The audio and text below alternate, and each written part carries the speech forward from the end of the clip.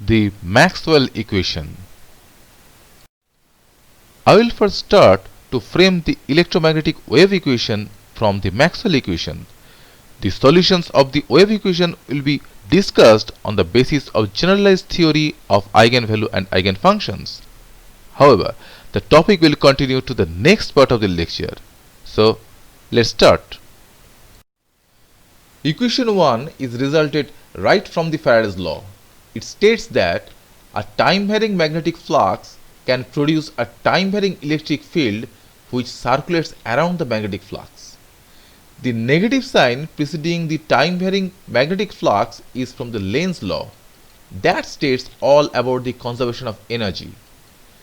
The current induced in the circular path is in the direction to oppose the cause that generates it. Equation 2 is known as the Ampere-Maxwell law after the correction made by Maxwell in the Ampere's law by introducing the displacement current.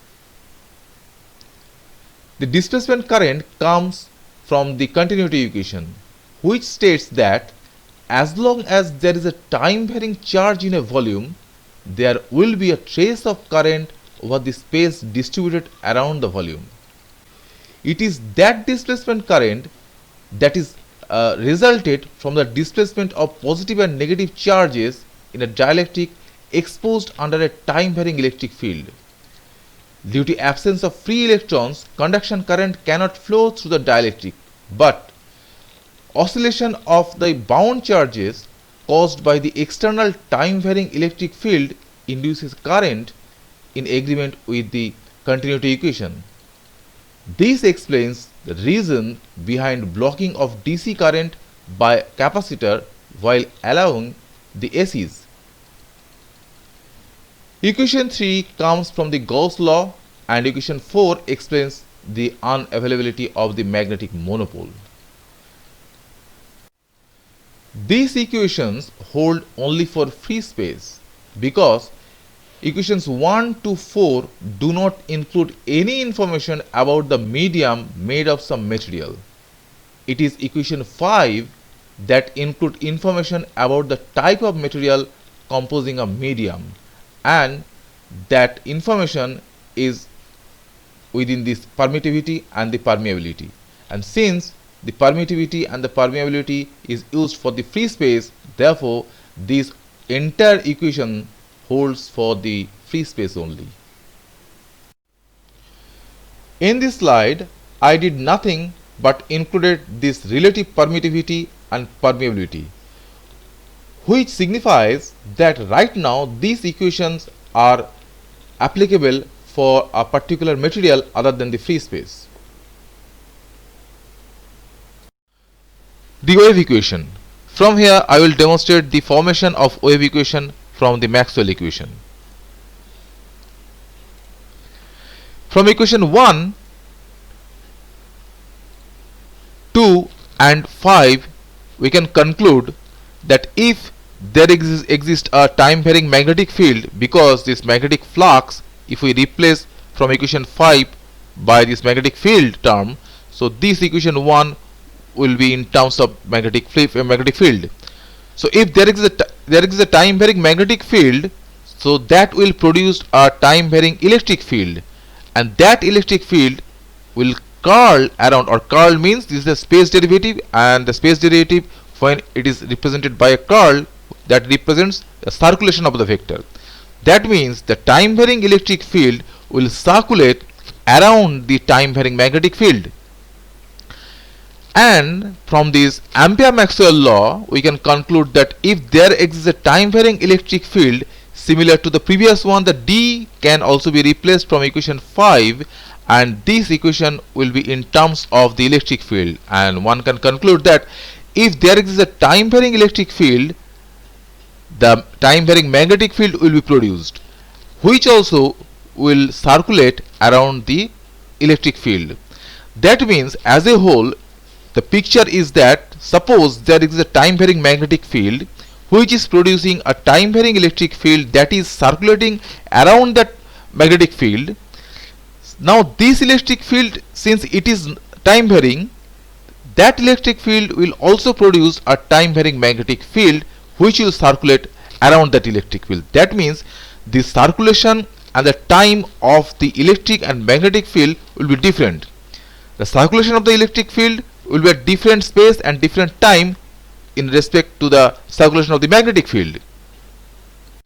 Thus, the circulation of the electric field and the circulation of the magnetic field are perpendicular to each other. You can imagine like a vertically oriented ring passes through a center of the horizontally oriented ring having equal radii. Now these fields are doing nothing but interchanging their energies at different time and different space. As a result, the propagation of the electromagnetic energy takes place. Now let's conceive it mathematically. First, I will take curl over the equation 1 and that will come in form of like this. Now here this curl of term has a standard form to replace, and this curl of H can be replaced direct from equation 2, and the resulting equation will be like this. And one more thing we should remember, that this mu naught and mu naught represents the permeability of the free space and mu r is the relative permeability of the medium we are concerning. See, this mu naught and mu r we are now combined within this mu. Now here the divergence E is known from equation 3 and this D is also known from equation 5. Therefore, we can, after replacing all these things, we have the next equation as like this. Here also I have clubbed all this epsilon naught and epsilon r, that means the permittivity of the free space multiplied with the permittivity of the material, by a new symbol, that is the epsilon. Now next there exists the JC which represents the conduction current. The conduction current appears in the Ampere's law, and this conduction current is related with the Ohm's law as sigma multiplied with E. And if I replace this conduction current by the Ohm's law, that is JC equals to sigma multiplied with E, the resulting equation will come like this. As we have obtained this equation, we need to replace the expression for E by a special one, this one. Look here, as previously I told that both the electric field and the magnetic field depends upon space and time, because since there was a time varying magnetic field that was producing the electric field, and that electric field was circulating around the magnetic field. That means the electric field depends both the space and time. Similarly, that same argument is applicable for the magnetic field also. So that is why electric field and magnetic field both depends upon the space coordinate and time coordinate.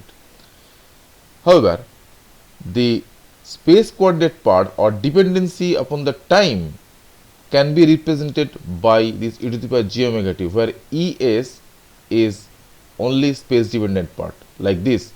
Es represents pure vector field distributed over the space. So Es, since it is a vector, it has 3 components we are assuming, and each component is varying with respect to x, y, z. So this represents the electric field and this represents the magnetic field, only space dependent part. The time dependent part we have extracted out from this one by multiplying e to the power j omega t, and such kind of representation of electric field and magnetic field are called the time harmonic fields. Therefore, if I replace this expression over there, so that will result this equation. Because why? Here, since del square it is the space derivative, so e to the power j omega t will not be affected by the space derivative and this will remain unchanged. The only thing will be changed were the first order time derivative and second order time derivative. So this first order time derivative will extract only this j omega term once, and the second order time derivative will extract the j omega term twice. So that is why this thing will be resulted. This equation will be resulted. Next, if we see, we can easily conclude that what is mu? Mu and epsilon, these are the permeability and the permittivity of the medium made of a particular material. So these are the permeability and the permittivity of the material. Sigma is also represents the conductivity of the particular medium or the material.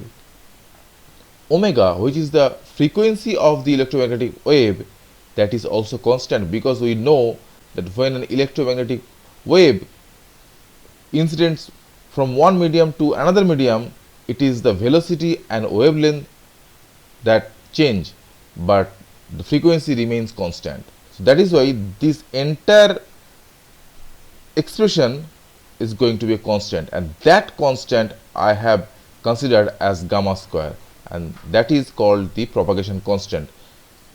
So this is the expression. So gamma is root over of that one. So this is called the propagation constant. From the expression of the propagation constant, we can easily say that this is obviously a complex quantity. So therefore, we can write it is as a real part plus an imaginary part. So alpha is the real part of this gamma and beta is the imaginary part of this gamma, but beta is itself real, alpha is itself real. Only beta is the real part of this propagation constant. And alpha can be found using the properties of the materials along with the frequency of the electromagnetic wave by this form, and beta will be like this. So the only difference between alpha and beta is this sign. So in case of alpha there will be a minus sign, in case of beta there will be a plus sign. If we see that if sigma or the conductivity of the medium is going to 0, so alpha also will be 0, because if this part is 0, so root over 1 is equals to 1 minus 1, that will be 0, and alpha will be 0. But for sigma equals to 0, beta will not be 0. That means if sigma increases, alpha also goes to increase, beta also goes to increase, but with sigma equals to 0, alpha will be absolutely 0, but beta is not.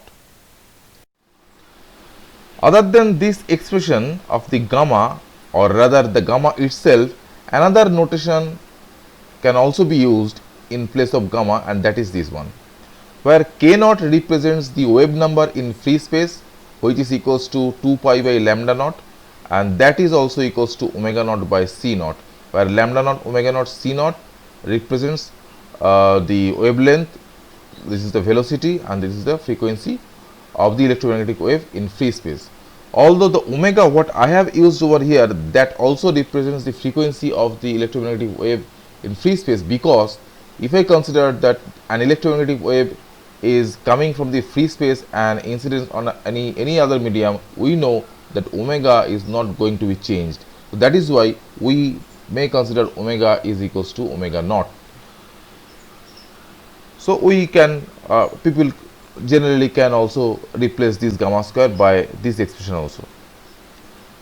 Now what is this? What is the significance of this part? So this part can also be written in this way. So this means this represents, the small n represents the real quantity, and this kappa, this parameter represents the imaginary quantity. This real quantity is nothing but our refractive index, the refractive index associated with optical frequencies and optical analysis, say for example with our Snell's law and all these things, we generally use the refractive index, which is known to divide the wavelength when an electromagnetic wave incidents from a rare medium to a denser medium. The refractive index of the denser medium reduces the wavelength by dividing the wavelength by this refractive index. So this is the real quantity of this one is the refractive index, and this imaginary part is called the extinction coefficient, because this is associated with the loss. But in this expression, the loss we will see later is associated with the alpha, whereas this beta represents the phase constant. But here when you are using such kind of notation, the scenario is just a reverse one. So this represents the real quantity, and this represents the extinction coefficient, which represents the loss. And this entire symbol is related with the permittivity in this way, because the permittivity can also be complex in nature. So that can also be represented by this. So if I take square of both sides of that, so that will represent the real part of the permittivity, that is the epsilon r will be equals to n square minus kappa square. So this is going to be the real part of the permittivity, and the imaginary part of the permittivity is going to be this one. This entire framework, so such kind of symbol are generally being used by optic people who are or who analyzes the electromagnetic wave in optical frequencies. So they do prefer such kind of notations rather than this gamma. Although gamma is also parallelly be used, or gamma is also used in case of microwave frequencies, or the people who are dealing with the microwaves or any other electromagnetic frequencies other than the optical one. Let's talk about a type of mediums we do consider for the electromagnetic wave propagation, because the medium has very important effects on the electromagnetic waves. The first in the category is the homogeneous medium. What is a homogeneous medium? A homogeneous medium is one that appears smooth to the incoming electromagnetic waves. Smooth means it should not have any lump within it. The refractive index or the intrinsic impedance of the medium must be uniformly distributed, or must be constant in all directions, because if there will be a lump or an unequal refractive index or the intrinsic impedance, whatever, the incoming electromagnetic wave will be reflected due to the presence of that lump or the unequal refractive index or the impedance. The reflected wave then may interfere with the incoming electromagnetic wave and can be considered as a secondary source. So the homogeneous medium will be that one that will not produce any secondary source. So that is why this condition must be fulfilled. The next is isotropic medium. What is an isotropic medium? An isotropic medium, although whatever I have considered for for our analysis in the previous slide, that is the isotropic medium, where the permittivity and the permeability is constant for all the dimensions. So that medium is isotropic medium. But if that is not the case, that is, if permittivity and the permeability is not uniform in all dimensions, those mediums will be considered as anisotropic medium. And for the anisotropic medium, the permittivity and the permeability are generally being represented by tensors. So here the permittivity along the x directions is this one, along the y direction, along the z direction, like this. Similarly, the permeability do vary in this way. So the Maxwell equation or the wave equation for anisotropic medium will be written or can be written as in this way, where the permittivity and the permeability are represented within this square bracket, which represents that these equations are for an anisotropic medium, and where the permittivity and the permeability are represented by a tensor rather than a constant. But in the last slide, I have used the permittivity and the permeability are varying in all three directions. So that generally the case, because that we do not use such kind of notations, because if your analyzing axis will merge to the actual crystal axis or actual axis of the medium, then it is always possible to reduce the off diagonal components of the permittivity and the permeability, and we can represent only we can represent the permittivity or the permeability for the anisotropic medium by representing only the diagonal components, So this can only be possible if your analyzing axis is matching with the medium's actual axis, proper axis. Here comes the definition of isotropic medium. For the isotropic medium, the permittivity in the x direction, y direction and z direction all are equal. Similarly, the permeability along all the directions are same. So that means the uniform permittivity and the permeability. That defines the isotropic medium. The source free medium means the source is zero. So there will be no electromagnetic source. That means no charge. So the charge, volume charge, what I have considered in my Maxwell's equations, so that will also be considered zero. Lossless. The lossless means sigma or the conductivity will be zero for a particular medium. So later on we will see how sigma will define the loss. So first I am going to consider my medium for analyzing this electromagnetic wave is isotropic, lossy, source free, homogeneous medium. So for isotropic, all the permeability and the permittivity are going to be constant. So they are invariable with the dimensions. That is isotropic. Lossy. Lossy means sigma not equals to 0. The medium is lossy, that is why sigma not equals to 0. Source free, as I told that the charge, this charge will be 0. And for homogeneous medium, our equation will be like this. So this is the general form of our electromagnetic wave equation.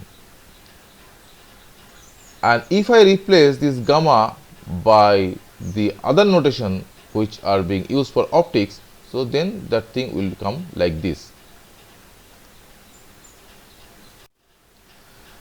Let's do a comparison between these two notations. As these two notations are equal in this way, so we may write by representing this gamma by a complex number which is equals to alpha plus j beta and this complex refractive index by n minus j kappa, and by taking the square root on the both side, we may have the equation in this form.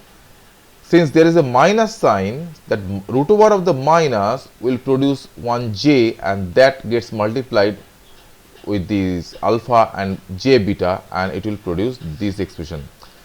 On the right side there will be a plus minus term which will appear due to the rooting or the square rooting operations. So therefore we have to resolve this sign. First consider the positive sign. By considering the positive sign, alpha will be equals to the negative of k naught times the kappa and beta will be equals to negative of k naught times the real refractive index.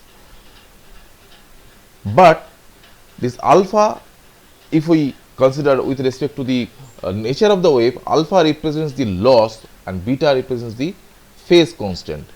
So loss means it reduces the wave amplitude. Later on we will see that it reduces the wave amplitude due to the positive sign before it. But when it will be replaced by this minus kappa naught k naught multiplied with the kappa, so that will represent exactly opposite thing, which that means it will increase the wave amplitude, but that is not the actual case.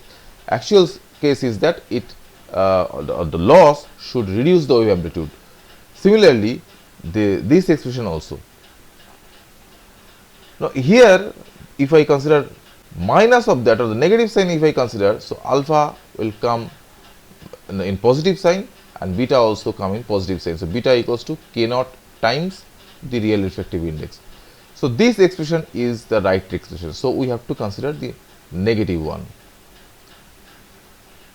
If I take the mod of that, so we also may have the mod of the n minus j kappa, and finally the mod of them will result these expressions. The modulus has been taken from this expression. In the next case, if we do not square, rather we decompose this expression on the both sides of the equal sign by using the formula a plus b whole square. So that will be like this. From here, if we equate the real part and the imaginary part from both sides of the equal sign, so they will come like this. But can you identify what is this n square minus kappa square? Yes, in my previous slide I have already defined this expression is equals to nothing but the real part of the permittivity. So beta square minus alpha square plus beta square is equals to the wave number square in free space times the permittivity of the medium. And similarly, the imaginary part will give us the alpha times beta is equals to minus k naught square multiplied with sigma by omega. So this is the imaginary part of the refractive index. Already I have discussed in my earlier slide. Now, as I have found these two expressions by equating the real part and the imaginary part, if I replace the alpha from the second equation in the first equation and I find the expression for the expression of the beta will come like this, and we are familiar with this expression. And after finding this expression, if I replace the expression of the beta in the second equation to find the alpha, so that will produce this expression. And here obviously I have to consider all these variables. That means mu equals to mu naught epsilon, mu naught equals to mu naught mu r, epsilon equals to epsilon naught times epsilon r, k naught equals to omega by c naught, which is equals to c naught can also be replaced by 1 by root over mu naught times epsilon naught. Let's try to find the solution for these equations, or the type of functions what can be considered as a solution for this kind of equations. Knowing it that the electric field is only depending upon the space coordinate, so it is a vector itself, so it has three components and it depends on the space coordinate. Similarly, the magnetic field also, although here we are not going to use the magnetic field, but such equations what I have derived for electric field can also be derived for the magnetic field, and in that case we have to use this expression for the magnetic field instead of the expression for the electric field. If I compare these two equations, so this is a general mathematical equation where this theta represents an operator, and where this is a function, so theta, this operator is operating over the functions minus lambda multiplied with that functions.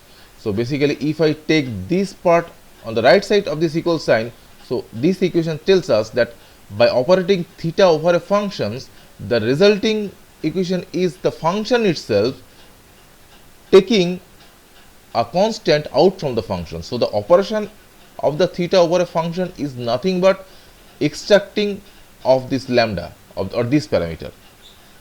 So as we can see by comparing these two equations, what the equation we have obtained and what the equation, mathematical equation, the general form of the mathematical equation, we can see that theta is nothing but this del square. So del square can be considered as an operator like the theta 1, and the lambda which is equals to the gamma square as I have written over here. Such type of problems are known as eigenvalue problem, where theta is an operator, this psi is an eigenfunction, and lambda is the eigenvalue. That means in our equation this del square is the operator, this E is the eigenfunction, and lambda, or which is equals to the gamma square, this is the eigenvalue. Now let's see what are the significance of this operator and the function and the eigenvalues. First one is the eigenfunction. What is an eigenfunction? An eigenfunction is a mathematical function which carries all the informations regarding key features of the system. For example, we can take or we can consider the example from the Schrodinger equations, where the wave function is an eigenfunction. The wave function carries all the information such as the electron momentum, electron position, electron total energy within that particular wave function. Operator. An operator is also another mathematical function is used to extract information out of that eigenfunction. For example, if you apply a Hamiltonian operator over the wave function, so that will extract the total energy of an electron. If you apply the momentum operator over an wave function, so that will extract the momentum of an electron. If we apply the position operator, so that will extract the location of an electron.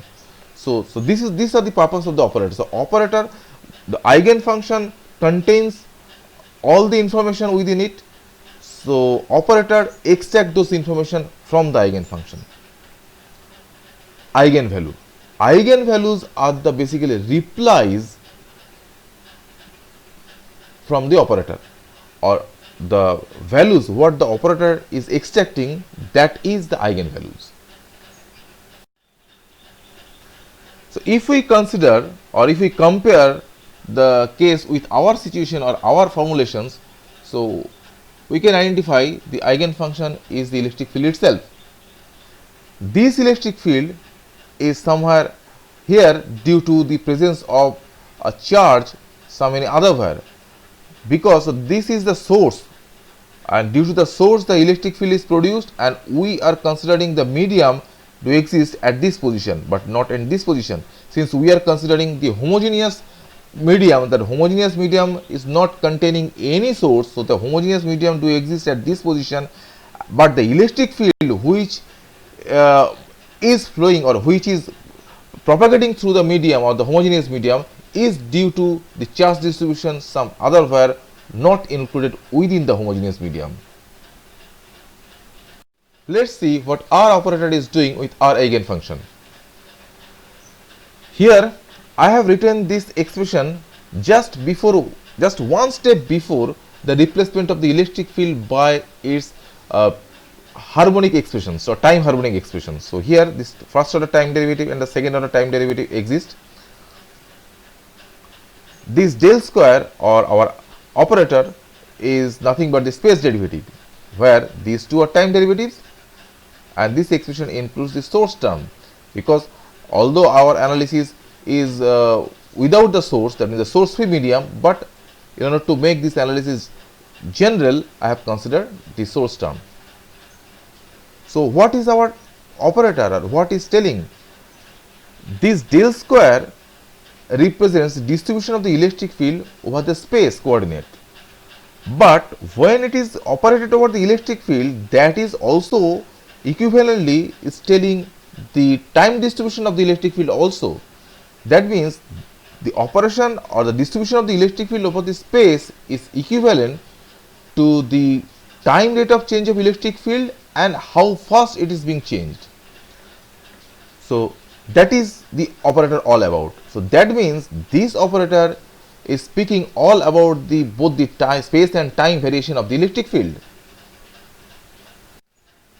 Therefore, the operator in our case can answer the questions regarding the space and time variation of the electric field. Next is the eigenvalue. As I told earlier, the eigenvalue is the reply from the operator. So in our case, as our operator can ask the questions regarding the space-time variations of the electric field or the eigenfunction, so the eigenvalue, which is the reply from the operator, can contain the key features regarding the system associated with the space and time variations. What are they? In order to find what values or what the information our eigenvalue may contain, we first have to identify what type of questions we may ask to our operator. First one is the how fast the electric field gets distributed over a medium. The faster means it is the speed, so this is related with the space-time variation, so we can ask this question to our operator. Next is the what is the variation of the electric field in amplitude or magnitude, or that means whether the magnitude of the electric field gets reduced when it is propagating or it gets increased while it is propagating. So this is also related with the space and time variation, so we can ask it. So the answer, the reply from the operator will be yes. The first one, so how fast the electric field gets distributed means it is associated with the velocity, and the velocity of the medium is 1 by root over mu multiplied with the epsilon, which is associated with the C naught by the real refractive index. As we know, the velocity within a medium is the velocity of the free space divided by the real refractive index of the particular medium. So this is the velocity, and if we know the velocity, so this velocity is equals to the frequency times the lambda naught divided by the refractive index. So this defines the wavelength within a particular medium. So velocity gets reduced, resulting in a reduced wavelength. And if I replace this frequency if I multiply 2 pi on the both side, on the both the numerator and denominator, so I can find the or I can write this expression using this omega divided by n times k naught. So the k naught represents the wave number in free space, but n times k naught represents the wave number in that particular medium. So wave number means the number of cycles within a particular distance or within a finite distance. So that means this defines the spatial frequencies, where the omega represents the temporal frequency, that is the frequency in time domain. K naught represents the frequency in space domain. As wavelength gets reduced within a medium or within a denser medium, the number of cycle within the space gets increased, so the frequency in space gets increased. Next one is the loss. What is the variation of the electric field? That is whether it is reduced or the amplitude gets decreased or increased. That kind of information may get replied from the information of knowing what is the sigma or the attenuation constant. The sigma can be related with the attenuation constant. Later on we will see what is the relation, and all such informations are contained within this gamma square. So that is why this is called the eigenvalue.